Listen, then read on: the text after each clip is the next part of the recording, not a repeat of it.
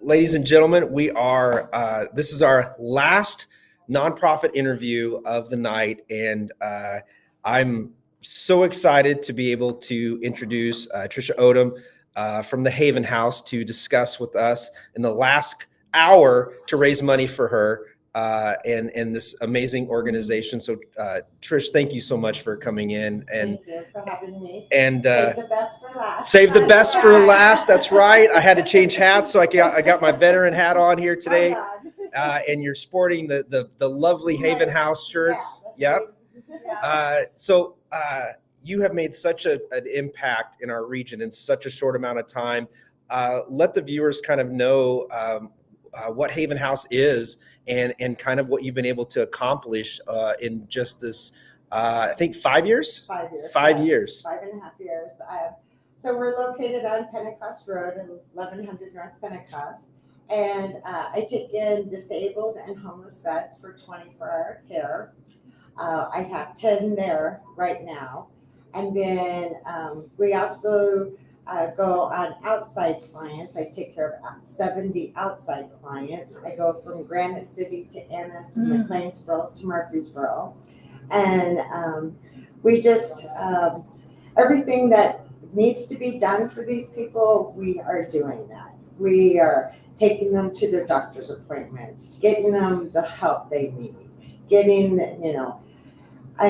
from everything from clothes to outings. We go on monthly outings every month. We have some fun ones. We've gone to Merrimack Caverns. We've gone to Scotts Air Force Base. We've gone just everywhere. Like on December 9th, we have an outing to go pet the alpacas. Nice.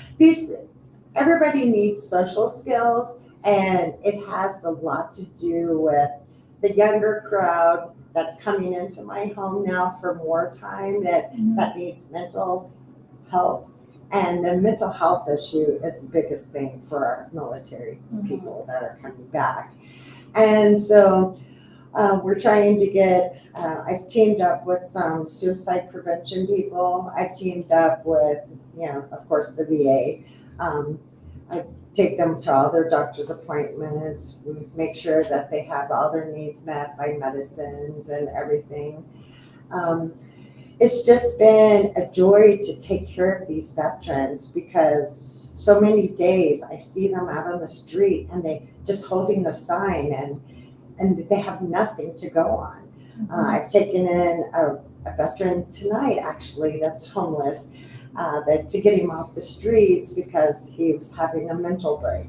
And that's what I was doing when you called. But it's just so important that we reflect on our mental health status for these people that, if they don't get the proper care, the proper nutrition, the proper clothing, they don't know how to do things, some of it on their own, because they're so confused at this point. And this is why I'm here for direction for them. I'm here for their support. I'm here to help them navigate through life and get them back on track.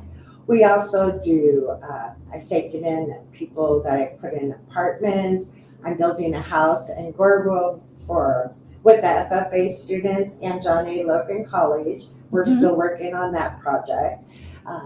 It's going to be a house for a young man and his 16-year-old boy that I took off the streets last year. So it makes a big difference when they come to me and say, hey, I need some help. I don't know where to turn. Well, let me get you some help. Let's start with everything we do for you. What we can do for you. I love the fact that you're also an advocate. You really do fight for them to get their benefits. You fight for them when they're supposed to get the benefits and they're not, or they're being taken advantage of. A lot of people would not take on that, but not you. You definitely step up and make sure that their best interest is taken into consideration, and it needs to be that way. They don't know how to navigate. Yeah, navigate. I'm tired too. Yes. And navigate through the system, which some of them don't do. And so I'm here to assist them. I'm here to show them how. I'm I'm here to fill out their paperwork, help them get their paperwork filled out. And not a lot of people know how to do that or even want to take the time to help them. And our community is getting stronger from this, from my organization. I feel it is. I don't see as many homeless people on the streets now. Trisha, what are the funds that you hope to raise for tonight? What do you want them to go to, or what are you earmarking them for? I'm putting them for our insurance come up in January. We have to have a special insurance for what we do and for assisted living and taking care of these people. So it's very expensive. Last year I paid a little over $13,000 come January. This year I found a new carrier, so I'm getting a lower price on it. So I'm actually saving $4,000 on my insurance this year. And through the Illinois Healthcare Association, they've hooked me up because I'm with them as well. So I do all my schooling and training through Illinois Healthcare Association, and then but this money will be used for the insurance purpose. So that is great because we definitely want to make sure you have that, not only for them to be protected, but for you as well, and to be compliant, right? Because exactly, it's the state law that I have to have all this required insurance for what I do. I think people, in theory, it's great. You want to help and save, but there's a lot that you went through to make this happen. And I love this. You tell this story, but I want to make sure everybody. How did you start how did you start Haven House? I sold everything that I had. Including my Harley. Yeah, which were in the Black Diamond Harley Davidson suite. The only thing I have is my leather jacket left in my helmet. But I still have those two things. But yes, I had to sell everything I had in worldly possessions to get where I'm at. And all the community support that's helped me, help me paint. From everybody, from the trash man to the prison people that came out and helped me, tear up the house and get it reconstructed. I had it formatted where I could reconstruct that house in 2 months, which was awesome. I opened my doors the first day of August. That's amazing. 2019. So yeah. And I know you've had quite a few veterans come through there. I know that you've lost some, and I know that's devastating and hard, but I couldn't imagine a better place for them to be with you and all the other veterans instead of being on the streets and being alone. And so as sad as that is, and as it's sounds devastating, I think it's great for a veteran to be among other veterans and people that love them. It's a camaraderie that everybody shares, and we all sit down like a family. And I know for a fact you give preferential treatment to Army over any other branch, correct? Right? Wink, wink. Just kidding.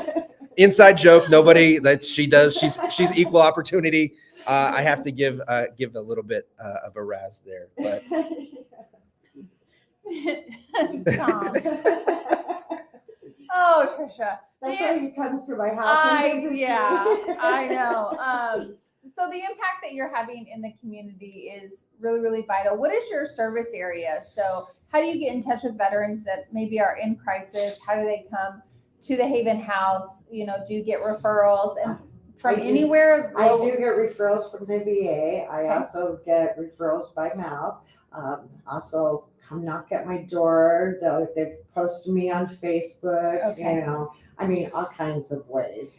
A word of mouth is a lot of it because, I've never really had to advertise, so, it's been, taking care of 80 veterans on a full-time scale is a lot of work. I mean, it is a lot of work. Definitely. And it requires a lot of resources and donations as well. And, I always, whenever you put something out, I always try to make sure we get it shared on the Stars and Stripes SI page, or, we send it out. You've got great connections with Senator Fowler, and, all those things are so important. But just to be able to deliver and show people the impact that you're having is probably one of the best testaments I can say about you and that you've done. And yes, your the tenacity. You weren't necessarily in the military, but if there was a No. branch, you were definitely a Marine, Trisha. You were definitely a Marine. Aw. Wait, you say that when I crawled underneath my house on Sunday to fix my sump pump. Well, I want people to know that when they go online to donate for you, that you put those funds to very good use. Yes. And that there's nobody that has taken in veterans and done as much as you've had in the region. And so it's just a testament to you, your passion, your love, your sacrifice. And so I want to say thank you, because you have made an impact on so many veterans' lives, especially those that are even older and don't have family, or family has Right. doesn't come around, and so you're a good family member for them to have. And so we thank you. And so everybody else, as we wrap up our very last and most amazing nonprofit, Michelle, do you want to say some parting words? Because as you all know, if I don't let Michelle have the final word, I'm in trouble. But I just want to again say thank you to WSIL. Thank you to the team, the staff that they've sent us. Thank you and Byron for the opportunity for me to continue to help you do this and get these nonprofits a voice to get out there. And thank you for everything you've done for our community. Yeah. It's been a blessing to have our community support. Yeah, definitely. One of the greatest things is that, I keep saying this over and over, but we get to learn a lot about these nonprofits, and these interviews are really so important because it gives them a chance to tell their story. And sometimes that's really important for their mission and to explain to people what they do. So this is really my favorite part. It makes my 2 days very long, but this is the part I love the most, and seeing the donations come in to help impact these communities. So you know what it means now.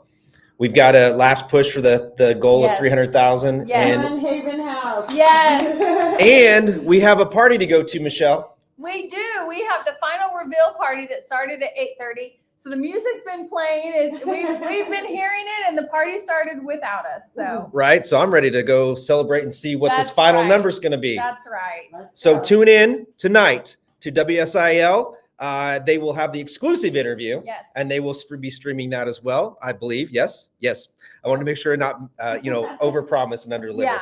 Yeah. But now, before they do that, Yeah. they should go donate. yeah, you got a little bit of time left. Donate, help us get that final push, and then check out WSIL tonight. So that way you can see what big of an impact we've had on the region today. So good night, and thank you everybody for your giving.